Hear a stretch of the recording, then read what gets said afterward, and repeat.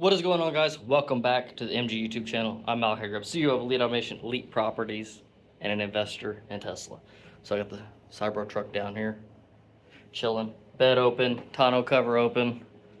Been using the heck out of it for the property side of things. So this is gonna be a properties video. If you're here for like Tesla related videos, probably not gonna be the video for you. But if you're just interested in investment and entrepreneurship, this might be a video for you. But especially if you're doing anything in the property space and try to grow your wealth and all that good stuff, then this might be something that's useful to watch. So I'm actually at one of our new investment properties. We're in the process of doing some work on this. So for those who are not aware, basically we went through a phase of acquiring 4 properties. 2 properties we just closed on last week. And so I kind of want to give you guys a walkthrough and a rundown. I'll kind of walk through and give you a rundown at the same time. So we're in a bedroom right now upstairs. Basically we wanted to buy like some move-in ready property so we didn't have to do near as much work and could just basically send them and start basically making revenue off of those properties. This property right here, we got it last week, and then it was like the beginning of the week, like Monday or Tuesday or something. We worked on this property for 3 days. Then we closed on another property and went and worked on that property for 2 days. And the reason why we did that is because that property was completely move-in ready. And so we just went over there, did our staging thing, and then sent that property so that way we could get it on the market immediately. Whereas this property is going to take a little bit more work. We got this property for a little bit less than we got the other property. The other property we got for like $90,000, 2-bedroom, 1 bath. This is actually a 3-bedroom, 1 bath that we got for $82,000, and we got a brand new HVAC, heat, all that good stuff in this property. However, this property had a weird smell to it, and it was also pretty ugly as far as paint. So I hate this paint, this tan color here over somewhere right there. I hate that tan color right there, and this whole house was in that tan color, and you can maybe see that tan color there, and this tan color is even darker. Really, this property was like one of those incidences of probably some like not great tenants, and they were smoking in the property, and they were had pets and stuff like that, so we had to steam clean the heck out of these carpets. And then we're painting everything just to give everything a fresh smell. We also added scent additives to the paint, which is a little bit of a waste of money, but if it can mask and deodorize some of the smell, then it's worth it, But they're a little bit expensive, like $3 a pack, and it's like a pack per gallon. And I also try to use it a little bit more than what it calls for just to have better scent. We also bought these like HEPA filters or whatever, air purifiers. Bought a couple of them. We already had this dehumidifier. But we're just running basically as much air processing things in this house as we could to get rid of that smell. And we've actually pretty much got rid of most of the smell with like steam cleaning, putting like industrial grade vinegar on the floor. We still have some like deodorizers and stuff here. But I think, again, we've accomplished everything that we needed to accomplish. Got TVs and stuff to be mounted. As you've seen in here, we already have some beds assembled. We have dressers, TV mounts to go into here. So we'll do like 55-inch TVs in all the bedrooms, and we'll do 65-inch TV down in the living room. So I'll go down there. But yeah, we have most of this painted already. Painted the ceiling. You can see like there's still some like where it hasn't been painted up there yet. But so yeah, we're in the process of finishing off the white and kind of finishing off this upstairs area. We might pend doing the baseboard. We have painted some of the casings of the doors, but we might hold off on doing the trim down at the bottom just because we have a time crunch, a deadline that we need to be done by this Friday, and it's Tuesday at the time of recording this. So yeah, we basically have that hard stop, and we want to have this thing up and ready by then, and then we may come back in and do that painting afterwards, whenever the property is vacant or whatever. But one other thing that we pretty much do with all of our properties is replace all like the electrical outlets and switches just to make sure that they're, it's safer, and you're gonna get the longevity of the outlets. It's just like something you don't have to worry about. And also like old outlets and switches are where like a lot of your fires come from. that are not like caused by just a human. But yeah, so we're in the living room now. So we just came down those stairs in the living room. And then we're in the third bedroom. So one of the bedrooms is actually like a walk-through bedroom. So that other room I was just in was another bedroom. So this would be a third bedroom here. This one's pretty much painted and everything. Again, we haven't done the baseboard in here either. But one, we noticed that the paint we have matches almost exactly to this baseboard here. And what's the other thing? Oh, again, it doesn't look absolutely terrible, especially after painting this and getting fresh paint on here. So all of this gray was redone. Everything in this house was that tan color. So we went back with this gray. Now, I don't like to have one consistent color all the way throughout, but like sometimes we just send it because it's the quickest thing to do. Also, I really love the gray on white contrast. I think it looks really good. I mean, I love like black on white. We can even do like different colors of gray too. But then that creates complexity and like, what color gray did we use on that room? Was it this gray or that gray? So like some of the properties we've done multiple grays throughout the house. Then we went pretty bold in here at the kitchen. Jenna's in here breaking stuff. Making a mess. So yeah, we went pretty bold on this. We actually really love this blue. This blue might be a little bit different. Is this blue different than the other ones, or we just chose a different blue, right? Did like what we used on the other ones? Yeah, pretty much. Yeah, so because we've used a similar blue to this in two of our other properties. Both those properties, I don't know if it's the exact same color blue, but it's like a royal blue that really pops. It looks really good with whites. And we have white cabinets in here, so I think it'll look good with that.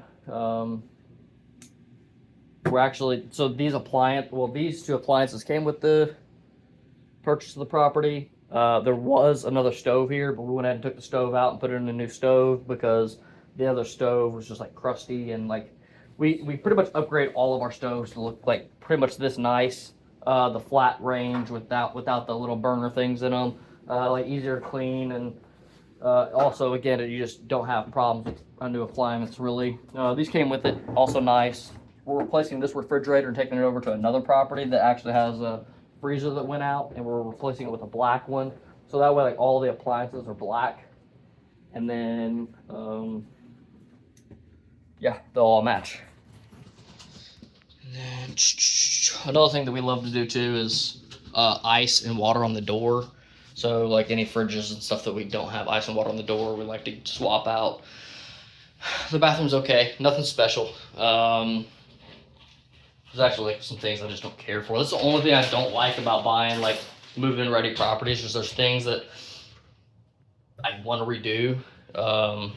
Like they basically they laid the floors and they cut them around the toilet instead of taking the toilet up, laying the floors, and then putting the toilet back down, which is like, you know, kind of a crackhead way to do it. Just to keep it real.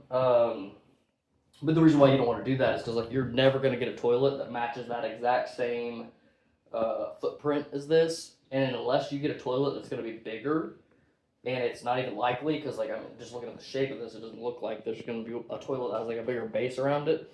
Now all these floors have to either be tore up or have a huge gap in there, or try to fill it with caulk, or do, you know what I mean? So that toilet really can't be replaced without like replacing floors to do it right, you know. And so it sucks. Also, this is one of the other things that I kind of really hate, but it's like just this old grungy stuff here. So on the upstairs windowsills, they were a little bit grungy. There was a few of them that were grungy like this, and so went through and got all that cleaned up. Like this here is real grungy. I don't know if you can see it from the video, but texture-wise, it's just like ugly. So we'll hit it with some like a sander or something like that to at least take it down some, smooth out some of the roughness of it. But yeah, that way it just looks better. Doesn't look so grungy. I mean, it's like nasty. Oh, like here's one that's really bad. This is actually the kitchen one, and I think we're gonna go ahead and, I mean, look how bad that is. We're gonna go ahead and tear this out actually, because this is so grungy. And then our kitchen table is going right here, so you know people are gonna be sitting and like just seeing like that grunginess, and so I think it's better off we just rip these out and replace it with new.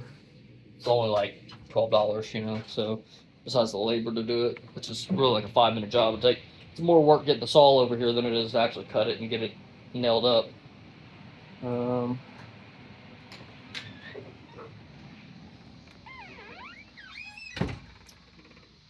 some furniture out here already. Fire pit that needs assembled. Got the grill assembled, and we already cooked on it. We broke it in.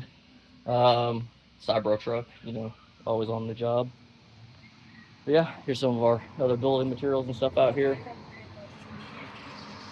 But yeah, that was a bit of a rundown of this property. I kind of give you an outside view, curb appeal. So this property is known as Gemtown, or the area that it's located as known as Gemtown. We're in Evansville, Indiana. But it's kind of a bit of a rougher area. So this has kind of been one of our like cores of our scaling right now, is like buying in these areas. Also, this area is kind of going through like some economical development. You can see right here, this is an empty lot right here. So I actually lived in this neighborhood for like 7 years, and I grew up in this neighborhood too.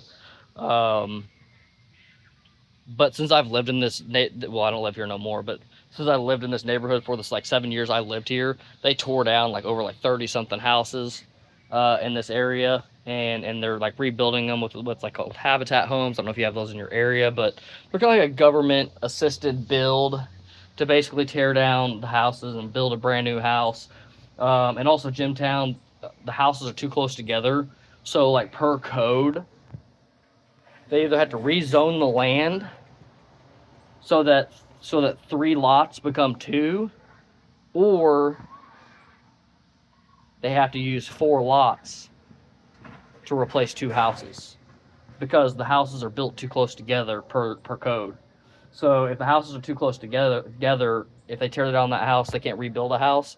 So like that's another thing that's kind of cool, is it made like some of these houses are so close together that whenever they tear down 2 of them, they can only rebuild 1, which then gives that house more yard space than what would have been there. So the area is actually decreasing in the number of houses and getting newer houses.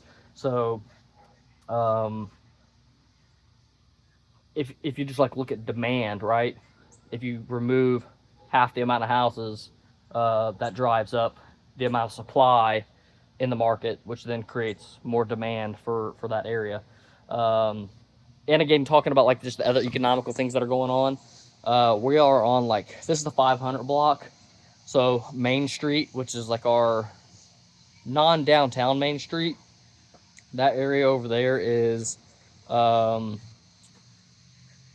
like getting redone. They just built like, there's a Garvin Park at the end of that road there, and they built like a what do you call it? A swimming pool, but it's not a swimming pool. It's like for like schools and colleges and like professional like diving, and it's like a huge like complex. I don't know what you call one of those things, but they built one. It's like $50+ million building. They're rebuilding Garvin Park down there, so like making all that real nice.